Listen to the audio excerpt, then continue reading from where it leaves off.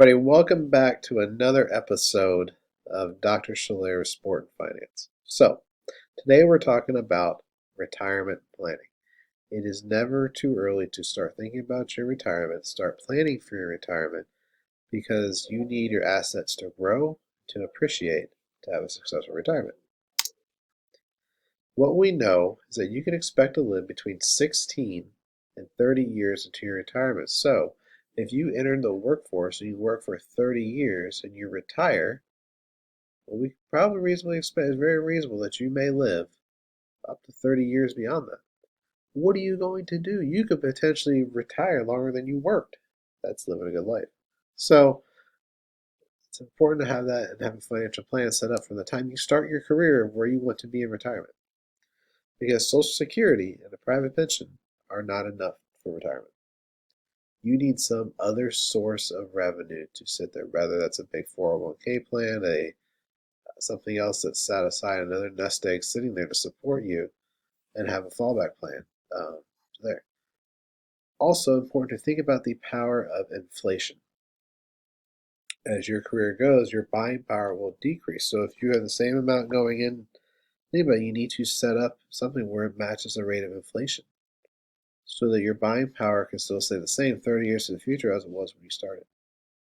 Match that as it goes. Very important to realize the impact of time value of money. We've talked about time value of money in class, especially using discount rates and bringing stuff back, but also time value of money can appreciate your money and watch it grow. So if you invest $1,000, well, the $1,000 in gets the interest of 4% on it. The next year that 4% is added, is compounded to your principal, and a new interest amount is derived, allowing it to grow. Investments by design are designed to grow. We want them to appreciate. Everybody wants their investments to appreciate. However, there's risk involved with those, and they can depreciate. So there's a risk you take with investments. But in the long term, if you backtest portfolios, when I first got hired here at Coastal, I went to the optional retirement plan. I put my estimates in the market, but I backtested multiple portfolios to see which one's going to generate me the largest return 30 years into the future. So there's that. Some of the basics of retirement. Start early. Start now. You could have something set up. Have a savings account. Get something going that can be the basics of your retirement. Get it set. It doesn't have to be an elaborate 401k, a Roth plan, an IRA, anything. Start early on something. If it's saving $20 every week, put in there, great. There's multiples of asset resources online that you can check to keep yourself in line to start with the savings to build for retirement. Start now. And with that, focus on tax sheltered and personal savings. If you're going to do a personal savings account, make sure your bank is a FDIC bank. What that does is they insure your deposits that come in up to a certain point. I believe it's up to $250,000 in that account. So make sure it's there. No, there's no rule that says you can't have multiple bank accounts. So as you grow, tax sheltered is some of your other assets where 401ks are tax sheltered entities, where tax isn't affected until later on, so allowed to grow and appreciate pre-tax. And when you take stuff out of them, they're taxed at that point. So a little bit of benefit with that. Focus on your assets overall. If you think assets, these are three main ones that most people will have at some point.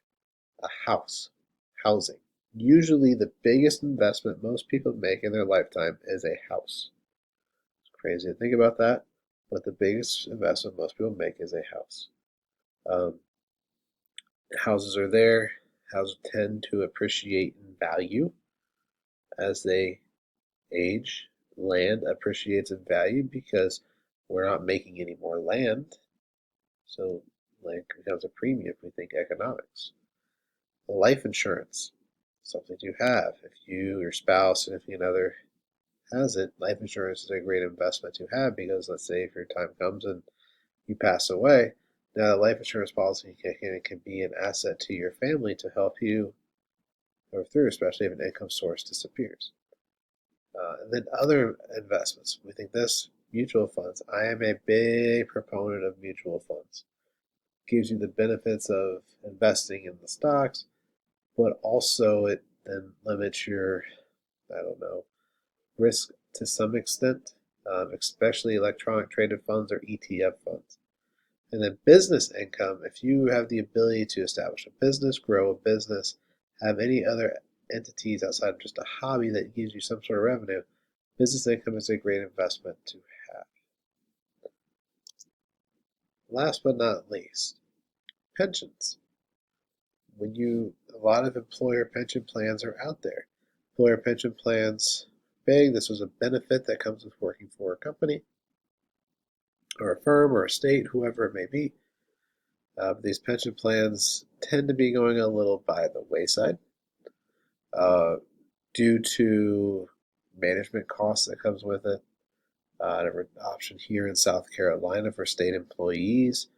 Our state pension plan, I think, guarantees 4% annually is overgrowth. There's the optional state retirement plan, which is not really optional, but we have to choose one of the two. Put your money into a more investment 401k sided aspect. Market does great. It goes up 23%. There's also some greater risk involved. Both the employer pension plans, even state plans, do invest in stocks to grow. Somehow they got to get that 4% growth for that one. So I think it's defined contribution plans, 401ks, money purchase pension plans, stock bonus plans, profit sharing plans. There's a lot of different ones out there. These are getting more creative. Main reason why you see a lot of defined contribution plans popping up is because it takes the onus off of a company and puts it more on an individual to keep track of what they're doing. Because companies can spend a lot of money on tracking down and making sure, hey, where'd you move to? Where do I need to send a check to? How's this going to work? What do I need to send tax documents to? So it can be kind of cumbersome. So it's very important, though, when you're looking at a job, what are your employer's benefits? What is the retirement plan for that company? How is this set up? Key things to distinguish as you're looking at which firm should I go work for. And with that, thanks for tuning in to another episode on the Dr. Solaris Sports and Finance YouTube channel.